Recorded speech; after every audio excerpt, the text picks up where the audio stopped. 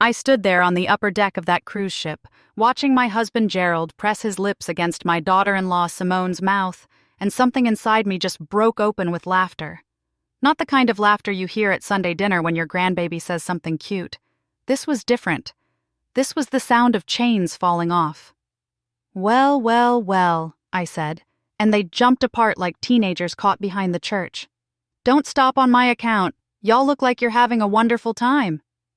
My son Darren came running up the stairs behind me.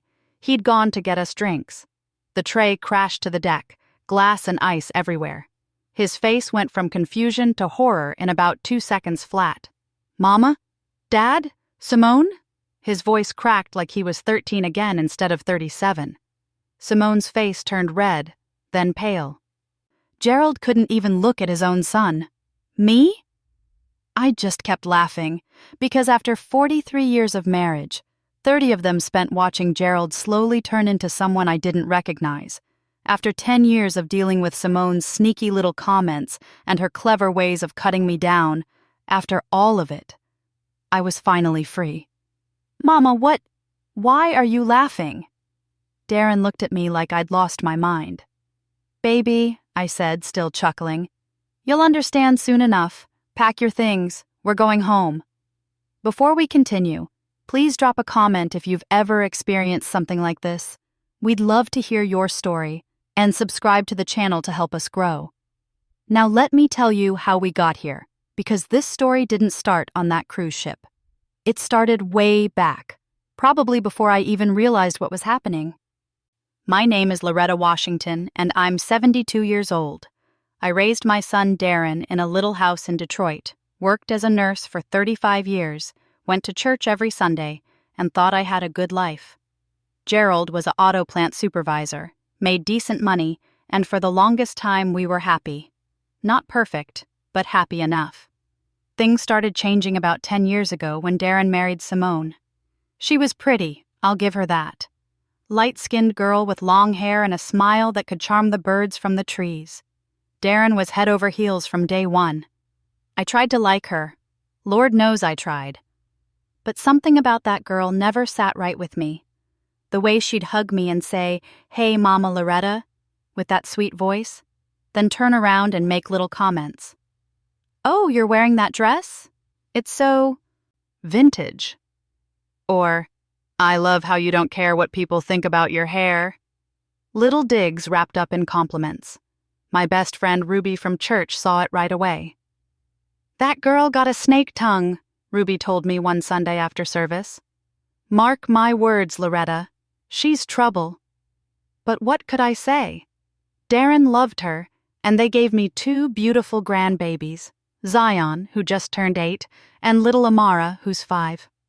Those children are my heart. I'd see them every week, take them to the park, braid Amara's hair, teach Zion how to make my mama's pound cake. Gerald started acting different after they got married, too.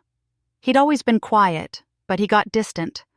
Started coming home late, said he was working overtime. Stopped going to church with me. When I'd ask him what was wrong, he'd just grunt and turn on the TV. I thought maybe it was retirement hitting him hard. He'd stopped working at the plant 3 years ago, and men sometimes lose themselves when they don't have work. So I tried to be patient, tried to be a good wife like my mama taught me. But Gerald started spending more time with Darren and Simone. He'd go over to their house for dinner without me. "Simone asked me to help fix something," he'd say. Or, "Darren needs help in the garage." Always an excuse. Then Simone started getting real friendly with Gerald.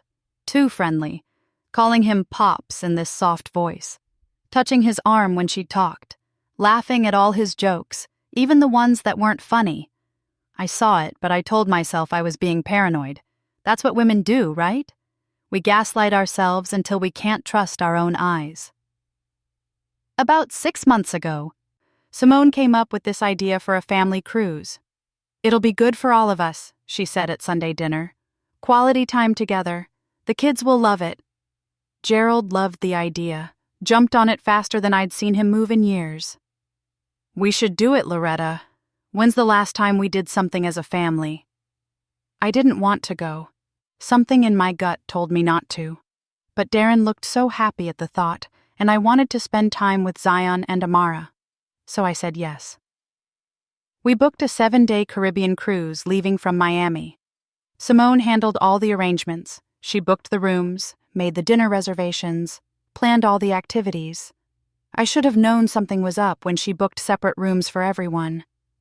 "So, we all have our space," she said. The first few days were fine. We did the regular cruise things, watched the shows, ate at the buffet, let the kids play in the pool. But I noticed Simone and Gerald were always somewhere together. "Oh, Pops and I were just at the casino," she'd say. Or, "Your daddy showed me this beautiful spot on the deck." Darren didn't seem to notice. Or maybe he didn't want to notice. He was busy running after the kids, trying to keep them entertained. Good father, just like I raised him to be. But blind as a bat when it came to his wife. On the 4th night, I couldn't sleep. My room felt stuffy, and my arthritis was acting up. I decided to take a walk on the deck, get some fresh air. That's when I saw them, Gerald and Simone, standing close together by the railing, talking in low voices. I stayed in the shadows and watched. I'm not proud of it, but something told me to wait and see. Simone put her hand on Gerald's chest. He covered it with his own hand. They stood like that for a long moment, then she walked away. My heart was pounding, but I still didn't have proof of anything. Maybe they were just talking. Maybe I was seeing things that weren't there. The next day, Simone suggested we all split up for a few hours. "The kids want to go to the kids' club and I need some spa time. Why don't you and Darren go do something together, Mama Loretta?" She was trying to get rid of me, but I was tired of being managed and moved around like a chess piece. "I think I'll just rest in my room," I said. "I'll come with you, Mama," Darren said. "We can catch up, just the two of us." Simone's face flickered with annoyance, but she covered it quick. "Oh, that's nice. Gerald, want to come to the spa with me? They have couples massages." Gerald stood up so fast he almost knocked over his coffee. "Sure, sounds good." That's when I knew for certain. My husband of 43 years was choosing to go to a couples massage with my daughter-in-law instead of spending time with his own family. I waited until they'd been gone about an hour, then told Darren I needed to get something from the upper deck. "You stay here, baby. Rest your feet. I know those kids wore you out." I went looking for them. I checked the spa first. They weren't there. Asked the attendant if a couple matching their description had come in. "Oh yes, ma'am, but they left about 20 minutes ago. Said they were going to get some air." The upper deck was mostly empty that time of day. Too hot, too bright. Most people were inside or at the pool. I almost turned back. Thought maybe I was wrong about everything. Then I heard Simone's voice, that fake sweet voice she used when she wanted something. "You make me feel things I shouldn't feel, Pops." And Gerald's voice, thick with something I hadn't heard in years. "I know, baby. I feel it too." I stepped around the corner and saw them.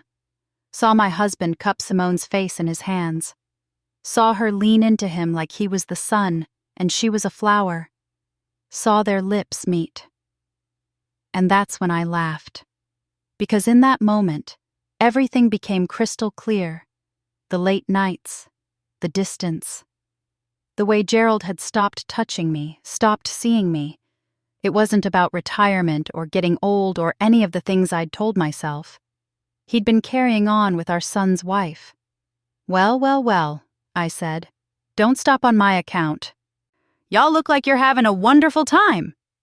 Darren came up right behind me with those drinks. The crash of the glasses was nothing compared to the crash of his world. My baby looked at his wife and his father, and I watched his heart break right there on that deck. "How long?" Darren's voice was so quiet, I almost didn't hear it. Simone started crying immediately.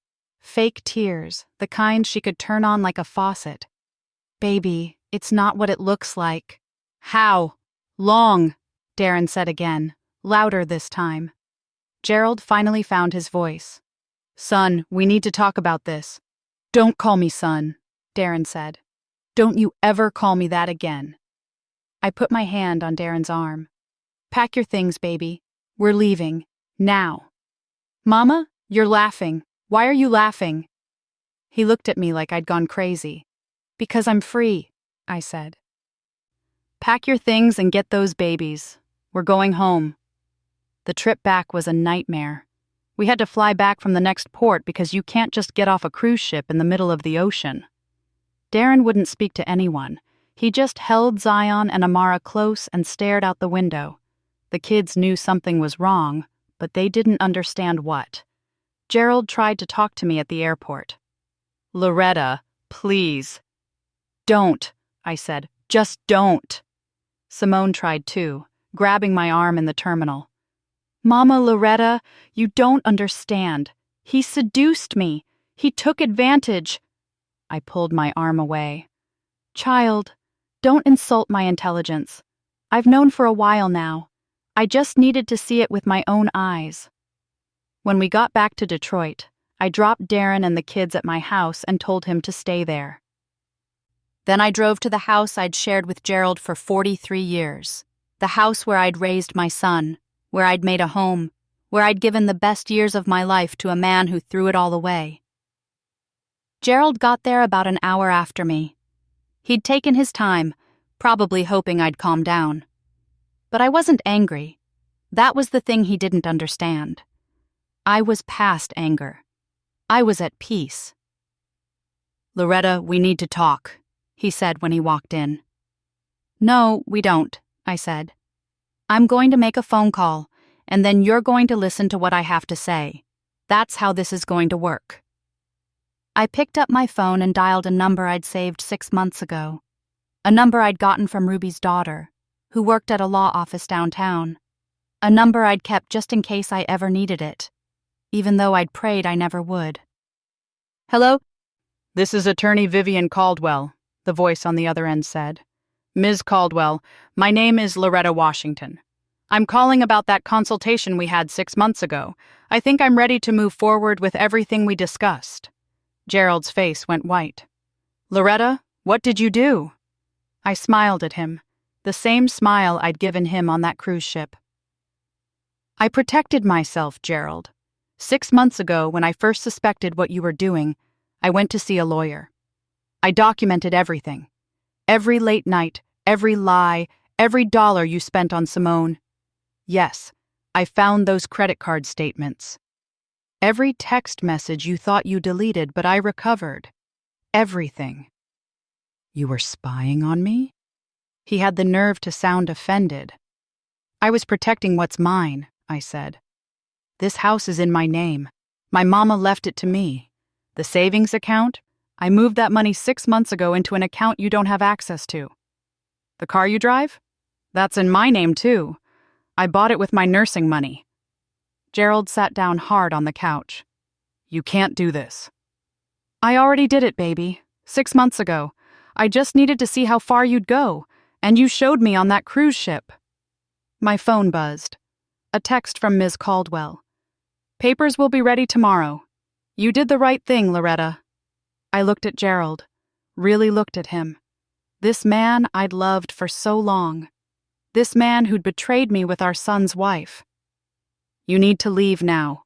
Go stay with Simone since y'all so in love. I'm sure she'll have you." "She won't leave Darren," Gerald said quietly. "She won't give up that house, that lifestyle." "Then I guess you better figure something out," I said. "Because you're not staying here." He stood up slowly, like an old man. Which I guess he was. We both were. But I felt younger than I had in years. Lighter. Free. "What about Darren?" Gerald asked. "What do I tell him?" "You tell him the truth," I said. "You tell him you're a weak man who destroyed his family because you couldn't keep your pants zipped. You tell him you're sorry, even though sorry won't fix what you broke. And then you leave him alone to heal." Gerald walked to the door, then turned back. "I did love you, Loretta. Once." "I know," I said. "That's what makes this so sad. Now get out." After he left, I sat in my quiet house and cried. Not for Gerald, not for my marriage, but for all the years I'd wasted trying to make a broken thing work, for all the times I'd doubted myself when I should have trusted my gut. Then I dried my eyes, poured myself a glass of wine, and called Ruby. "Girl, you will not believe what happened on that cruise," I said. Ruby gasped through the whole story. When I finished, she was quiet for a moment. Then she said, "Loretta Washington, you are the strongest woman I know. What do you need?" "I need you to help me figure out what happens next," I said, "because this is just the beginning." And it was. Because the next morning Simone showed up at my door with a lawyer of her own, and that's when things got really interesting. Simone stood on my porch looking like she'd been up all night. Her hair was in a messy bun, no makeup, wearing sweatpants. Behind her was a white man in an expensive suit carrying a briefcase. "Mama Loretta, we need to talk," Simone said, trying to sound pitiful. "I have nothing to say to you," I said, starting to close the door. The lawyer stepped forward. "Mrs. Washington, my name is Bradley Foster. I represent Simone Thomas Washington. We're here to discuss custody arrangements for Zion and Amara." My hand froze on the door. "Custody? Those children are with their father." "Their father is having a mental breakdown," Simone said, and now her voice had an edge to it.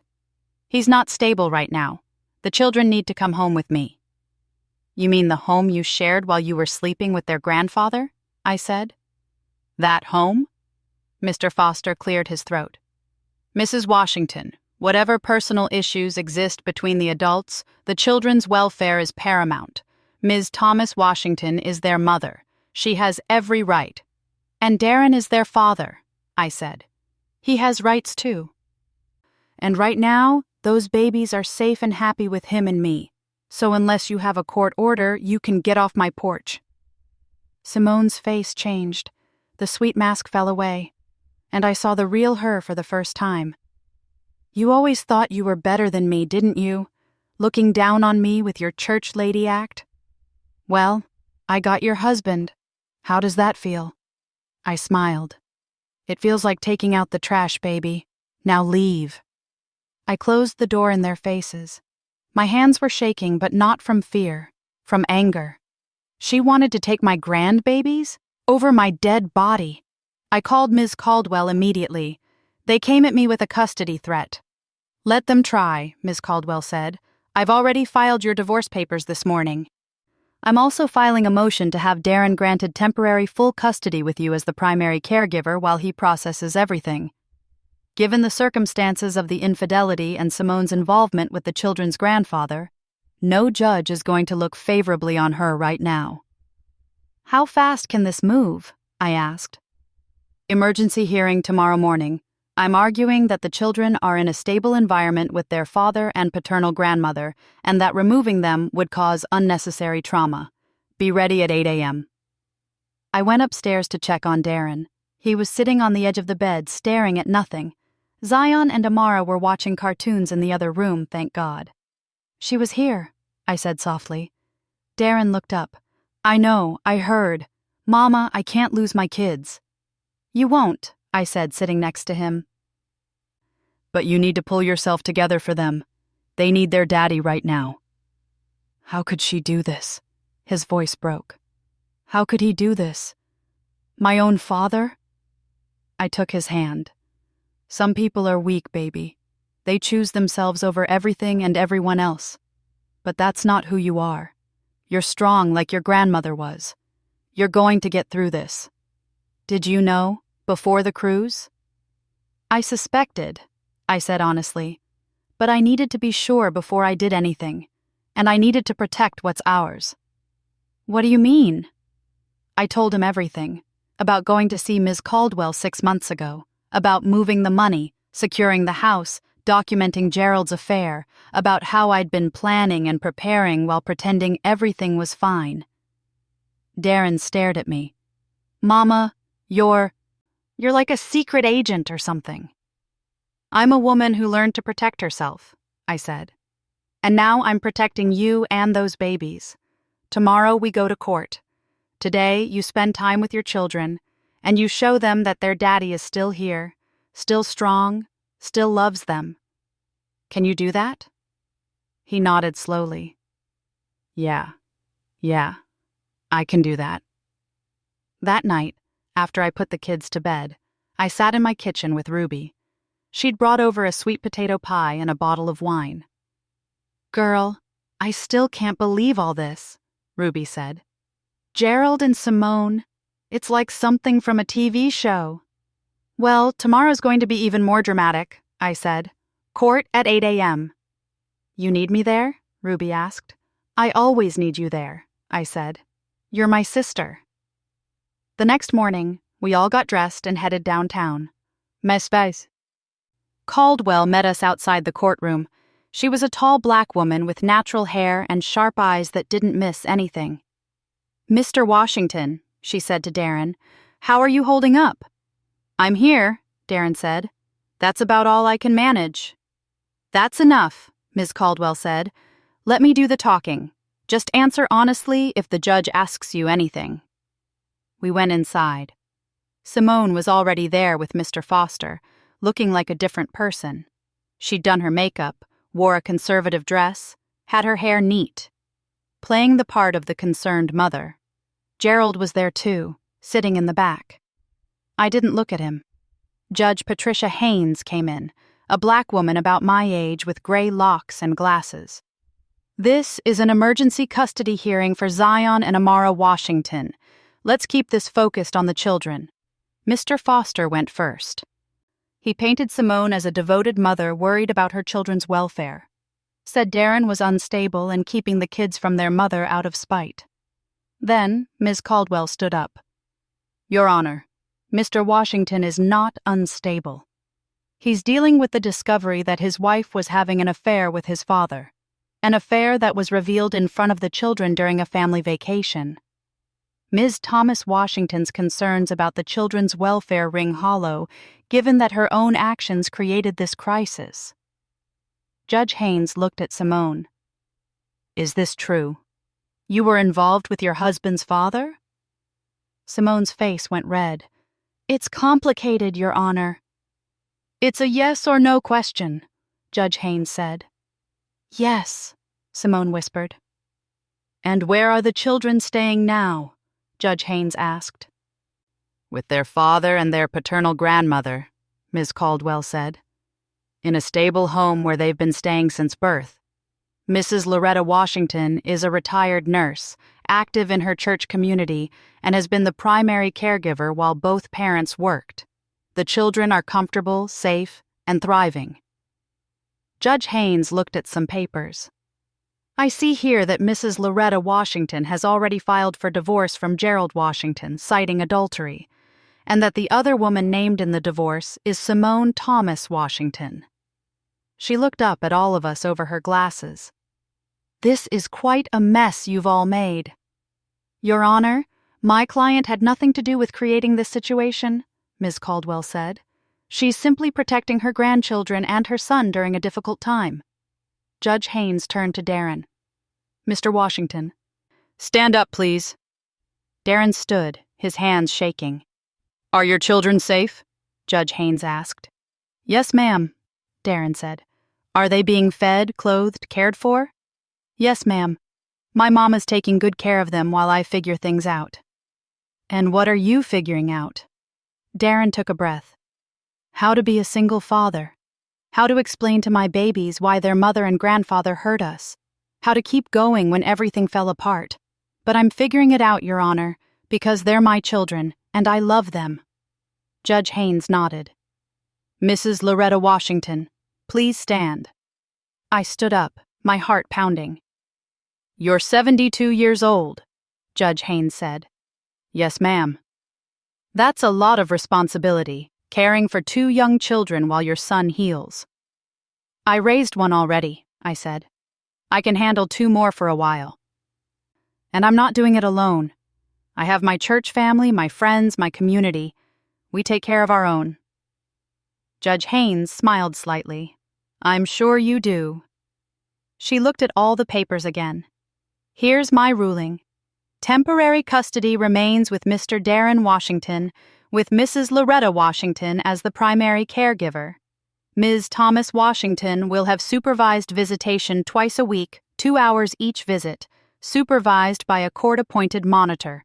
We'll revisit this in 60 days. Mr. Washington, I suggest you use this time to get counseling and file for divorce yourself if that's what you want. Ms. Thomas Washington, I suggest you think about the choices you've made and how they've affected your children. She banged the gavel. This hearing is adjourned. Simone stood up, tears running down her face. Your Honor, please. My decision is final, Ms. Thomas Washington. Be grateful you're getting any visitation at all. We walked out of that courtroom and I felt like I could fly. Darren hugged me so tight I could barely breathe. We won, Mama, he said. We did, baby. We did. Gerald tried to approach us in the hallway, but Ms. Caldwell stepped between us. Mr. Washington, you're named in a divorce complaint. Any contact with my client should go through me. Gerald looked at me over her shoulder. Loretta, please, can we just talk? No, I said simply. We're done talking. You made your choice. She manipulated me, Gerald said. She made me think. You're a grown man, I said. Nobody made you do anything. You chose this. Now, live with it. I walked away and didn't look back. The next few weeks were hard but good. Darren started counseling. The kids adjusted to their new normal. Zion asked questions I couldn't answer like, why doesn't Mommy live with us anymore? And, is Grandpa Gerald bad now? I just told him that sometimes grown-ups make mistakes, and we love them, but we also have to protect ourselves. Ruby and her daughter Keisha helped me with the kids. The church family showed up with food and prayers and babysitting. Pastor Williams came by and prayed with Darren, helped him see that this wasn't his fault, that he could heal from this. The divorce papers went through fast. Ms. Caldwell was thorough. I got the house, the car, half the retirement savings. Gerald didn't even fight it. I think he was too ashamed. Simone tried to fight Darren's divorce filing, but once her lawyer saw all the evidence, the text messages, the credit card statements, the witness testimony from that cruise ship, he advised her to settle. Darren got primary custody. Simone got her supervised visitation and had to pay child support. Gerald moved into a little apartment across town. Simone stayed in the house she'd shared with Darren, but she was alone. Word got around in the community about what they'd done. People stopped calling her. Her fake friends disappeared. Her own mama stopped speaking to her when she found out the truth.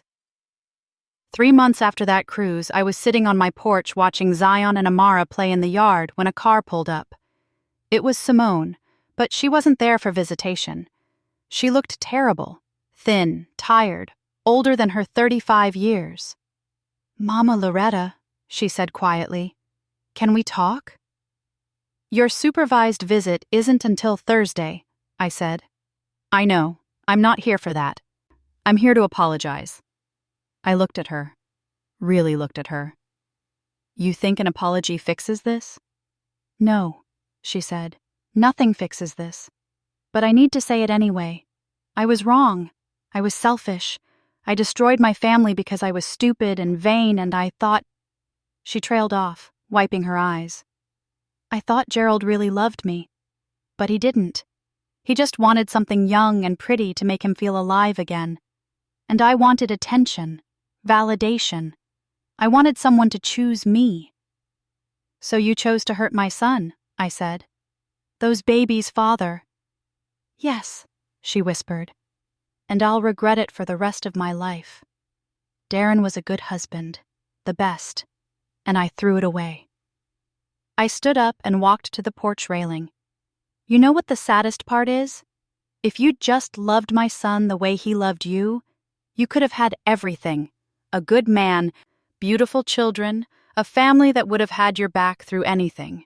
But you wanted more, and now you have nothing. I know, Simone said. I know that now. I wanted to say I'm sorry, and to say that I won't fight the custody anymore.